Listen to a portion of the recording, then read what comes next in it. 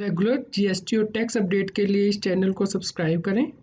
Friends, आप TDS, income tax, GST और accounting software audit trail के साथ कंप्लायंस आसानी से कर सकते हैं। इन सॉफ्टवेयर के डेमो देखने के लिए आप हमें मोबाइल नंबर के साथ ईमेल कर दीजिए taxil@gmail.com पर। नमस्कार दोस्तों, इस न्यूज़ में हम डिस्कस करेंगे कि यदि आपने डेट म्यूचुअल फंड सेल किए हैं तो आपको इनकम टैक्स किस प्रकार कैलकुलेट करना है असेसमेंट ईयर 21-22 के लिए और इनकम टैक्स रिटर्न में किस प्रकार दिखाना है। चलिए दोस्तों, इसे हम एग्जांपल के साथ समझते हैं। मान लीजिए मिस्टर राम की उम्र 45 साल है और उसके पास सैलरी इनकम है। इसके अलावा नीचे दिए गए डेट म्यूचुअल फंड से इनकम है। ये म्यूचुअल फंड परचेज किया गया था 10 अप्रैल 2016 को और उस दिन पर यूनिट वैल्यू 10 रुपीज़ थी और नंबर ऑफ़ यूनिट 1,50,000 परचेज की गई थी। डेट ऑफ सेल 15 मई 2020 है और सेल प्राइस पर यूनिट है 13.01 और टोटल सेल कंसिडरेशन आ जाता है, यानी कि 13.01 को 1,50,000 से मल्टीप्लाई करके टोटल सेल वैल्यू आ गई है। तो आपको इस केस में इनकम टैक्स की लायबिलिटी कैलकुलेट करनी है असेसमेंट ईयर 21-22 के लिए। सबसे पहले हम पीरियड ऑफ होल्डिंग कैलकुलेट करेंगे। इस केस में म्यूचुअल फंड परचेज किए गए हैं 10 अप्रैल 2016 को और सेल किए गए 15 मई 2020 को। और यदि 36 मंथ से ज़्यादा होल्ड करके डेट म्यूचुअल फंड सेल किए जाते हैं तो उस केस में आपको लॉन्ग टर्म कैपिटल गेन होता है और लॉन्ग टर्म कैपिटल गेन पे स्पेशल रेट है जिस पे कि टैक्स लगता है। यदि शॉर्ट टर्म कैपिटल गेन होता है तो उस केस में जो स्लैब रेट होती है टैक्स पेयर की, उसकी इनकम के अकॉर्डिंग टैक्स लगता है। तो यहाँ पे सबसे पहले आपको ये देखना है कि लॉन्ग टर्म कैपिटल गेन हुआ है या फिर शॉर्ट टर्म कैपिटल गेन हुआ है। तो यहाँ पे लॉन्ग टर्म कैपिटल गेन हुआ है। नेक्स्ट स्टेप है आपको लॉन्ग टर्म कैपिटल गेन के केस में इंडेक्स्ड कॉस्ट निकालनी है एक्विजिशन की। तो यहाँ पे हमें डेट ऑफ परचेज दी गई है म्यूचुअल फंड की 10 अप्रैल 2016। तो इस केस में जो फाइनेंशियल ईयर है वो 2016-17 है। तो इस केस में आपको कॉस्ट इन्फ्लेशन इंडेक्स देखना है 2016-17 का, जो कि 264 है। आप इसके लिए इस वीडियो के लिंक को रेफ़र कर सकते हैं जहाँ पे कि CII इंडेक्स दिए गए हैं और यहाँ पे नंबर ऑफ़ यूनिट परचेज़ की गई थी 1,50,000 की और टोटल परचेज वैल्यू आ जाती है 15 लाख रुपीज़ की, यानी कि 10 रुपीज़ पर यूनिट से मल्टीप्लाई करके। और ये सेल की गई थी 15 मई 2020 को। तो इस केस में फाइनेंशियल ईयर 2021 के लिए आपको फिर से CII इंडेक्स देखना है, यानी कि कॉस्ट इन्फ्लेशन इंडेक्स, जो कि 301 है। तो फ्रेंड्स, उसके बाद आपको निकालनी है इंडेक्स्ड कॉस्ट ऑफ एक्विजिशन। तो इंडेक्स्ड कॉस्ट ऑफ एक्विजिशन होती है परचेज कॉस्ट को यदि आप मल्टीप्लाई कर देंगे जिस साल में सेल की गई है उस साल के CII से और डिवाइड कर देंगे जिस साल ये परचेज किए गए थे उस साल के CII से, तो आपको इंडेक्स्ड कॉस्ट मिल जाती है। तो यहाँ पे इंडेक्स कॉस्ट आ गई है 17,10,227.30 पैसा। नेक्स्ट स्टेप है आपको कैपिटल गेन कैलकुलेट करने हैं। तो यहाँ पे सेल कंसिडरेशन आ जाएगी 1,50,000 की यूनिट है, 13.01 जो है पर यूनिट सेल प्राइस है। तो टोटल सेल कंसिडरेशन आ गया है। इसमें से आप इंडेक्स कॉस्ट ऑफ एक्विजिशन और जो ट्रांसफ़र पे एक्सपेंस हुए हैं वो लेस कर देंगे तो आपका लॉन्ग टर्म कैपिटल गेन आ जाएगा। नेक्स्ट स्टेप है आपको डेट म्यूचुअल फंड के लॉन्ग टर्म कैपिटल गेन पे कितना टैक्स पे करना है। इस केस में आपको 20% टैक्स लगेगा जो आपको लॉन्ग टर्म कैपिटल गेन हुआ है। इसके अलावा हेल्थ एंड एजुकेशन सेस या सरचार्ज यदि एप्लीकेबल है वो एक्स्ट्रा लगता है। तो चलिए समझ लेते हैं अब इनकम टैक्स की रिटर्न में ये डिटेल आपको कैसे डालनी है। आपको कैपिटल गेन यदि हुआ है तो ITR 2 या ITR 3 फाइल करनी है। ITR 2 फाइल करनी है यदि आपके बिजनेस एंड प्रोफेशन से कोई इनकम नहीं है और ITR 3 यदि बिजनेस एंड प्रोफेशन से इनकम है। तो आप ऑफलाइन यूटिलिटी को डाउनलोड कर लीजिए। इसके ऊपर मैंने ऑलरेडी वीडियो बनाई है जो कि इसी चैनल पे उपलब्ध है। उसके बाद आप कंटिन्यू बटन पे प्रेस करेंगे और ITR फॉर असेसमेंट ईयर 21-22 पे क्लिक करेंगे। यदि आपके पास ऑलरेडी यहाँ पे वर्जन सेव किए हैं रिटर्न को तो आप ड्राफ्ट वर्जन में जाएंगे और रिटर्न को ओपन करेंगे।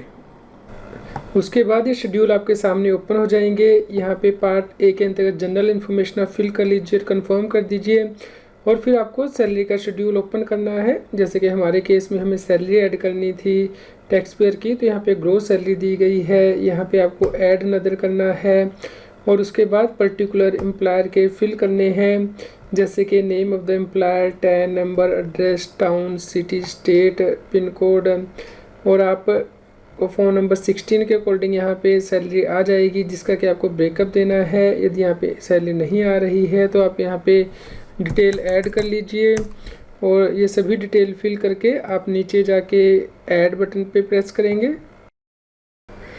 यहाँ पे आप स्क्रीन पे देख सकते हैं कि डिटेल जो है वो ऐड हो गई है। यहाँ पे आप इसे एडिट कर सकते हैं और डिलीट भी कर सकते हैं।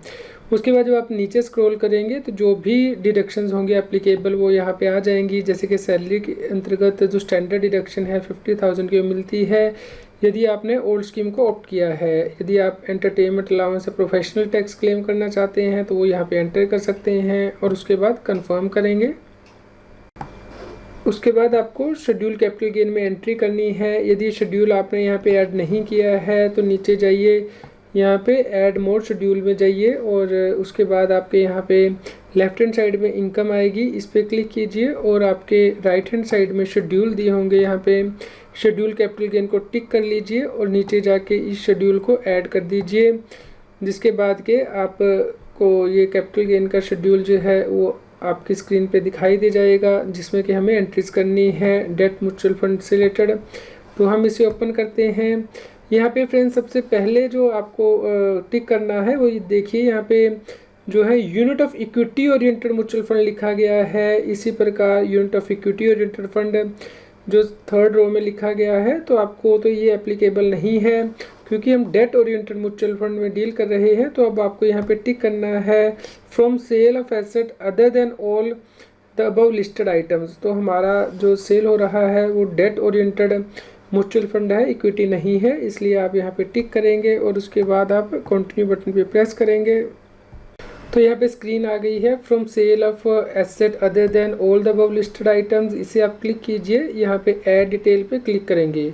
उसके बाद आपसे पूछा जाएगा कि आप short term capital gain enter करेंगे या लॉन्ग टर्म, तो हम लॉन्ग टर्म यहाँ पे एंटर कर रहे हैं।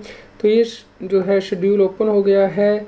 यहाँ पे देखिए फ्रेंड्स, नीचे जो ए के अंतर्गत पार्ट 2 दिया गया है, full value of consideration in respect of asset other than unquoted shares, तो यहाँ पे आपको एंट्री करनी है क्योंकि डेट म्यूचुअल फंड है वो लिस्टेड है स्टॉक एक्सचेंज में। तो आप यहाँ पे एंट्री करेंगे सेल कंसीडरेशन की। तो हमने जहाँ जो स्टेप नंबर 3 में वैल्यू कैलकुलेट की थी सेल कंसीडरेशन की, वो आपको एंटर करनी है। उसके बाद फ्रेंड्स आपको index cost of acquisition enter करनी है, लेकिन यहाँ पे जो डिडक्शन अंडर सेक्शन 48 दी गई है, यहाँ पे देखिए लिखा है cost of acquisition without indexation. ये गवर्नमेंट के द्वारा यूटिलिटी बनाते हुए कुछ प्रॉब्लम हो गई है, लेकिन यहाँ पे विद इंडेक्सेशन आपको एंटर करनी है वैल्यू, क्योंकि यदि आप शेड्यूल देखते हैं ITR का, ITR 2 का, तो उस केस में यहाँ पे विदाउट इंडेक्सेशन ही लिखा गया है, जैसे कि मैं आपको अभी दिखा देता हूँ। देखिए फ्रेंड्स, ये है फॉर्म जो कि गवर्नमेंट के द्वारा नोटिफाई किया गया था। यहाँ पे लिखा है full value of consideration in respect of other than unquoted shares, और यहाँ पे जब आप डिडक्शन क्लेम करते हैं सेक्शन 48 के अंतर्गत, तो उसमें लिखा है cost of acquisition with indexation. तो ये यूटिलिटी बनाते हुए गवर्नमेंट से कुछ मिस्टेक हुई है, तो आपको विद इंडेक्सेशन वैल्यू ही लेनी है। तो यहाँ पे आप cost of acquisition with indexation की वैल्यू एंटर कर देंगे, और उसके बाद जब आप नीचे स्क्रॉल करेंगे तो आप इसे ऐड कर देंगे, और जिसके बाद के ये जो कैपिटल गेन का शेड्यूल है वो आपके सामने ओपन हो जाएगा। यहाँ पे आपने जो कैपिटल गेन ऐड किया, देखिए शॉर्ट टर्म कैपिटल गेन 0 आ रहा है, लॉन्ग टर्म कैपिटल गेन आ गया है, जो कि डेट म्यूचुअल फंड पे हमने कैलकुलेट किया था। अभी शेड्यूल को आपको कंफर्म कर देना है। उसके बाद आपको शेड्यूल में जाना है स्पेशल इनकम यानी कि SI में। यहाँ पे जब आप देखिए इसे ओपन करेंगे तो आपको यहाँ पे दिखाई देगा कि हमने जो कैपिटल गेन की इनकम डाली थी उस पर स्पेशल रेट से जो टैक्स है यहाँ पे कैलकुलेट हो गया है, यानी कि 20% इस गेन पे जो हमने टैक्स कैलकुलेट किया था वो यहाँ पे कैलकुलेट हो गया है। तो आपको इसे नीचे जाना है और इसे कंफर्म कर देना है। उसके बाद आप नीचे जाएंगे, यहाँ पे TI यानी कि पार्ट B टोटल इनकम की कंप्यूटेशन का शेड्यूल है, इसे आप ओपन कीजिए। यहाँ पे सैलरी के अंतर्गत जो आपने डिटेल एंटर की थी उसका यहाँ पे व्यू शेड्यूल कर सकते हैं, और जो कैपिटल गेन की डिटेल है वो यहाँ पे आ गई है, आप शो डिटेल करके चेक भी कर सकते हैं इसे। तो यहाँ पे टोटल इनकम कैलकुलेट हो गई है। अब इस टोटल इनकम का बाइफर्केशन होगा कि कौन सी इनकम है जिस पे स्पेशल रेट से टैक्स लगेगा और जिस पे नॉर्मल रेट से टैक्स लगेगा। तो जो डेट म्यूचुअल फंड की इनकम है उस पर तो स्पेशल रेट से 20% टैक्स लगेगा, और जो उसके अलावा इनकम होगी उस पर नॉर्मल रेट से टैक्स लगेगा। तो हम देख लेते हैं, आप इसे कंफर्म कीजिए। उसके बाद दोस्तों आपको सबसे नीचे जाना है जहाँ पे कि टैक्स की कॉम्पिटिशन है, यानी कि TTI पार्ट बी के अंतर्गत आप इस शेड्यूल को ओपन करेंगे। यहाँ पे जो आपका टैक्स कैलकुलेट हुआ है टोटल इनकम पे वो आ गया है। यहाँ पे आप शो डिटेल पे प्रेस कीजिए।